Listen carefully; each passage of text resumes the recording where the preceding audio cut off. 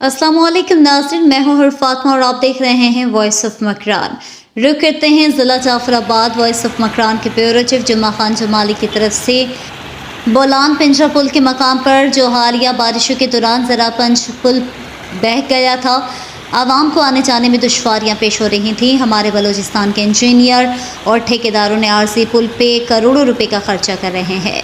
अल्लाह ना करे मज़ीद बारिशें हुई तो ये जो पुल का नक्शा है ये बिल्कुल नज़र नहीं आएगा। हमारे नए निगरान वज़ीर आज़म अनवारुल हक काकर साहब ने ये नोटिस लिया है पिंजरा पुल का। अल्लाह करे इसमें जल्द से जल्द काम शुरू किया जाए, वरना ये पुल निगरान के दौर से गुजर जाने के बाद इसी जगह में रह जाएगा। आवाम को आने जाने में दुश्वारियाँ पेश हो रही हैं। बलूचिस्तान के वज़ीर आला अली मर्दान डोनकी साहब से यही रिक्वेस्ट है कि पिंजरा पुल का रास्ते को 3 महीनों के अंदर बहाल करने की कोशिश करें। आने वाले जर्नल इलेक्शनों में MPA MNA के बाद ये करप्शन की नज़र हो जाएगी। जी जुम्मा खान, क्या सूरत हाल है?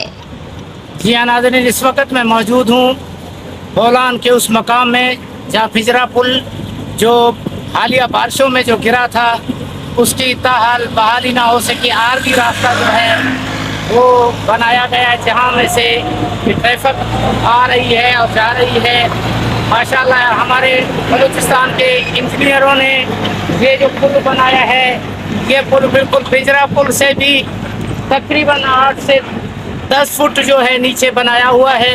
अगर अल्लाह ना करे मज़ीद बारिशें हुई तो ये पिंजरा पुल की जगह पे ये जो आरजी पुल इन्होंने बनाया हुआ है लाखों करोड़ों रुपए का खर्चा करके, तो ये भी खर्चा मुकम्मल जो है नाकारा हो जाएगा और इसी का टैक्स और इसी का जो है जुर्माना वो भी। जी हाँ नाज़रीन, अगर ये वज़ीर आज़म के नोटिस पे अगर ये पुल ना बना तो ये जो इसी पुल का जो खर्चा है वो सारा का सारा आवाम के ऊपर लाद दिया जाएगा। ये बेचारी आवाम पहले बिजली के बिलों से परेशान है, गैस के बिलों से परेशान है, तो फिर ये भी लाखों रुपए का खर्चा जो है ये भी आवाम को भुगतना पड़ेगा।